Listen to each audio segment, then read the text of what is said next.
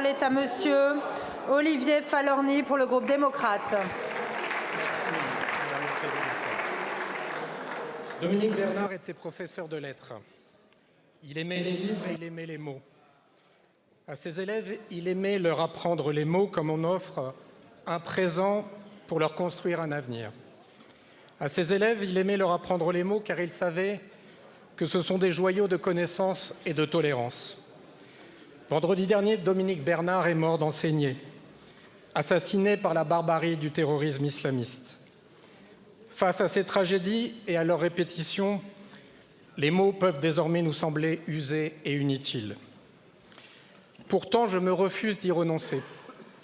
Et je veux donc dire ici et avec vous, aux familles des victimes, à tous les enseignants de France et à tous les agents de l'éducation nationale, je veux leur dire tout notre soutien et toute notre affection.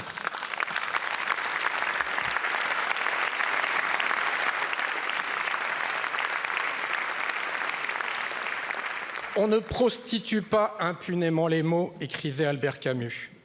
Cette phrase résonne aujourd'hui comme un avertissement à tous ceux qui hurlent offense quand vous parlez seulement de liberté d'expression, à tous ceux qui hurlent islamophobie quand vous défendez simplement la laïcité. Elle résonne comme un avertissement à ceux qui trahissent les mots par bêtise, par fanatisme ou par cynisme, à ceux pour qui il est visiblement plus facile de crier police fasciste que de dire Hamas terroriste.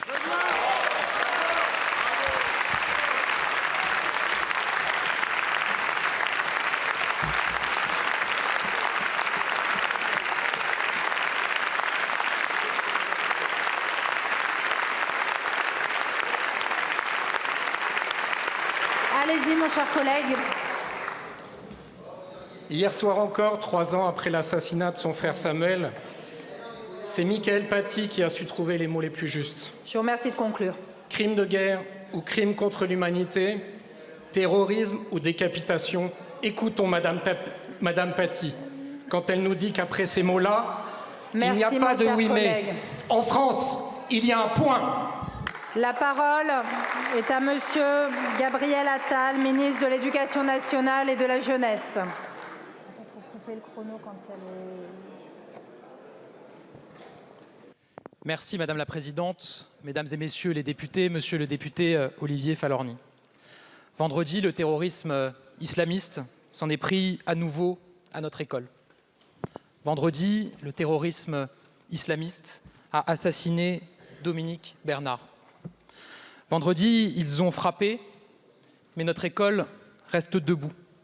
Elle reste debout à Arras, où je veux saluer l'immense courage, l'absolue dignité et l'admirable ténacité de la communauté enseignante. Comme partout en France, notre communauté éducative fait face, elle fait bloc. À nous de lui dire aujourd'hui toute notre reconnaissance et toute notre admiration.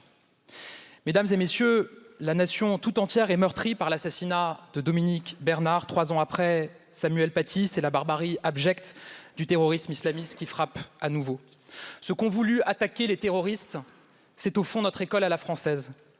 Parce que notre école est un obstacle ultime à leur funeste projet.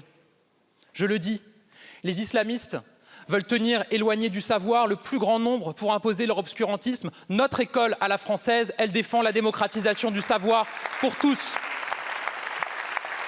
Les islamistes, ils veulent soumettre les femmes. Notre école accueille toutes les petites filles de France avec tous les petits garçons de France pour leur transmettre le savoir.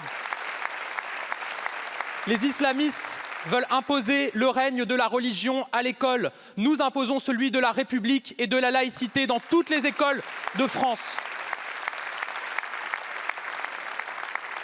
Alors oui, nous continuerons à défendre ces valeurs qui ne sont pas des concepts abstraits, qui sont des combats de tous les jours, qui doivent être défendus par chacune et chacun d'entre nous, comme vous, monsieur le député. Je veux dénoncer celles et ceux qui manquent dans ce combat, mais je veux aussi relever qu'hier, qu'aujourd'hui et que dans les jours et les semaines qui viennent, les Français continueront à faire face et à faire bloc derrière leurs enseignants et derrière leur école. Merci, monsieur le ministre.